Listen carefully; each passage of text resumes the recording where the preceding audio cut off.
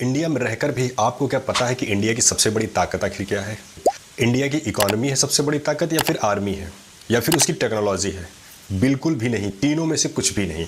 पूरी दुनिया में इंडिया की जो सबसे बड़ी ताकत है वो है उसका सोशल सिस्टम, मतलब वहाँ के रहने वाले लोग और उनका तौर तरीका है। लेकिन सवाल ये है, अगर उसी सिस्टम को धीरे धीरे अंदर से तोड़ा जा रहा हो तो इंडिया का क्या होगा? सोचिए जरा। इंडिया ने शायद अपनी सबसे बड़ी गलती वहीं कर दी थी जब उसने इंटरटेनमेंट इंडस्ट्री को उन लोगों के हाथ में छोड़ दिया जिनकी खुद की सोच, खुद की समझ, खुद की एजुकेशन बिल्कुल लिमिटेड थी। जैसे हमारे यहाँ के पॉलिटिकल लीडर्स की जो सोच एकदम गिरी हुई है, फिर भी हम लोगों ने उनको देश संभालने के लिए दे रखा है। आप उनके बयान और उनके भाषण से समझ सकते हैं आपके लिए वो कितना लॉयल है या फिर आपके लिए कितना वो काम करते हैं। ये सब लोग ना अपनी दुनिया तुम्हारी दुनिया की तरह बदल देते हैं। जैसे जैसे वो करना चाहते हैं वैसे वैसे आप लोगों को बदलते जाते हैं। अगर वो खुद स्मोक करते हैं तो चाहेंगे वो लोग भी कि आप भी स्मोक करें और इसके फायदे जानें, जबकि होता नुकसान है। अगर उनकी पर्सनल लाइफ में रिलेशनशिप टूट जा रहा है तो वो चाहेंगे कि आपको भी धोखा मिले, आपका भी भरोसा खत्म हो। तो धीरे धीरे वो कोशिश करेंगे कि हर लड़के हर लड़की को लगे रिलेशनशिप नाम की चीज़ एकदम बकवास होती है। अगर उनके तीन डिवोर्स हुए हैं तो वो चाहेंगे कि हर शादीशुदा इंसान अपनी वाइफ पर शक करे, हर वाइफ अपने हस्बैंड पर शक करे। अब ये खेल सिर्फ फिल्मों तक सीमित नहीं रह गया। आज के एआई के ज़माने में ये सोशल मीडिया पर बहुत ज़्यादा ट्रेंड कर रहा है। आप लोगों को अभी ये बहुत हल्की बात लग रही होगी, लेकिन जो नेगेटिविटी आज फैल रही है वो कल पूरी सोसाइटी को मार सकती है। और याद रखना, इंडिया से अगर सोसाइटी निकाल दी जाए तो इंडिया में बचता ही आखिर क्या है? ना तुम्हारे पास टेक्नोलॉजी है, ना ही तुम्हारे पास ढंग का एजुकेशन है, ना ही तुम्हारे पास इंफ्रास्ट्रक्चर है, ना ही तुम्हारे पास कुछ ऐसी चीज़ है जिससे तुम प्राउड फील कर सको। अब सुनो सबसे खतरनाक हिस्से की कहानी जो लेके आया है एआई। जब तुम एआई की दुनिया में अंदर जाते हो तब तुम्हें पता चलता है कि यहाँ तो एक अजीब पैटर्न दिखाई दे रहा है। एआई हर जगह एक धागा छोड़ता हुआ चलता है, एक ऐसी दोस्ती बनाता है इंसानों के साथ में जिसकी बातें कभी ख़त्म ही नहीं होती है। आपने ध्यान दिया होगा एआई की तरफ से कभी शायद ही कन्वर्सेशन ख़त्म हुई हो, वरना वो आपको आंसर देके एक क्वेश्चन जरूर छोड़ देता है ताकि आप उससे और भी बात करें। वो तुम्हें रोके रखता है, अपने पास अपने साथ जोड़ के रखता है और बातों में बांध के रखता है। और इसी बीच एक खबर आती है सोशल मीडिया पर कि 19 साल का लड़का, उसने अपने माता पिता से बिजनेस के लिए पैसे मांगे थे, पैसे नहीं मिलने पर अपने ही पिता का मर्डर कर दिया।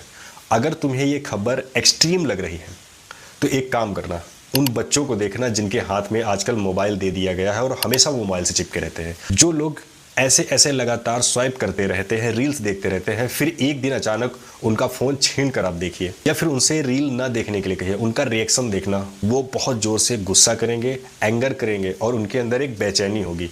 एक सेकंड में जैसे उनके अंदर सब कुछ टूट गया हो। कुछ बच्चे तोड़ने फोड़ने पर उतारू हो जाते हैं। अब सोच के देखो, ये लड़का बड़ा होता है और किसी दिन किसी लड़की ने उसको ना कह दिया, मतलब जब वो प्रपोजल लेके गया, तो सोचो उसके अंदर क्या रिएक्शंस आएंगे। क्या उसे स्वीकार कर पाएगा? क्या वो इस हार को स्वीकार कर पाएगा? क्या वो एसिड अटैक करेगा? क्या वो चाकू से लेकर उस पर हमला करने की कोशिश करेगा? असल समस्या इससे भी गहरी है। हम जिस सोशल स्ट्रक्चर में बड़े हो रहे हैं वो हमें ना सुनना सिखा रहा है ना ही समझना। मैं आपको बहुत छोटी छोटी चीज़ें बता रहा हूँ। जाओ और अपनी मम्मी से बोलो, मम्मी खीर बना दो। हो सकता है हाँ कह दे, हो सकता है मना कर दे। मान लो कि चलो बना दी, कल फिर जाकर बोलना कि मम्मी आज भी खीर बना दो, और फिर कान के नीचे आवाज़ आएगी तुम्हारे एक कि मैं हलवाई थोड़ी ना हूँ, दुकान खोल के रखा है क्या, हर वक्त ऑर्डर देते रहते हो। आखिर ये मम्मी के अंदर क्यों आता है? आजकल के ज़माने में ये एक नॉर्मल लाइफ है और रियल लाइफ जो होती है जहाँ हर चीज़ तुम्हारे हिसाब से नहीं चल सकती है। लेकिन एआई और सोशल मीडिया की सबसे बड़ी प्रॉब्लम यहीं पे समझ में आती है। जो पसंद नहीं है उसे ब्लॉक कर दो, जो राय पसंद नहीं है उसको भी ब्लॉक कर दो, जो इंसान पसंद नहीं है वो भी ब्लॉक कर दो, जो सच पसंद नहीं है वो भी ब्लॉक कर दो। इसीलिए आजकल अंधभक्त पैदा हो रहे हैं। अब सोचो, अगर इंसान की आदत ही ऐसी बन जाए कि वो रियल लाइफ में यही एक्सपेक्ट करता रहे कि जो चीज़ पसंद नहीं है बस उसे हटाओ, ब्लॉक कर दो, यहीं से पैदा होता है इको चेम्बर। तुम जिस तरह सोचते हो वैसे वीडियो लाइक करोगे, वैसे ही वीडियो तुम्हें और दिखाए जाएंगे, फिर धीरे धीरे करके पूरी तुम्हारी दुनिया सिर्फ उन्हीं विचारों पर हो जाएगी जैसे आप वीडियो रील्स देखते हो। जो पहले से तुम्हारे अंदर थे सवाल वो हट जाएंगे। क्या ऐसी इको चेम्बर सोसाइटी असली दुनिया में चल सकती है? शायद बिल्कुल भी नहीं। और शायद यही वजह है कि आज इतने बच्चे एंगर और रातों को उनको नींद नहीं आती है, क्योंकि उनके अकॉर्डिंग रील्स तो मिल जा रही हैं लेकिन ये समाज नहीं मिल पा रहा है।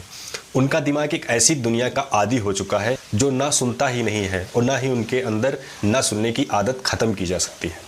तो आप जैसे समाज में रह रहे हैं, अपने बच्चे को एआई से बचाएं।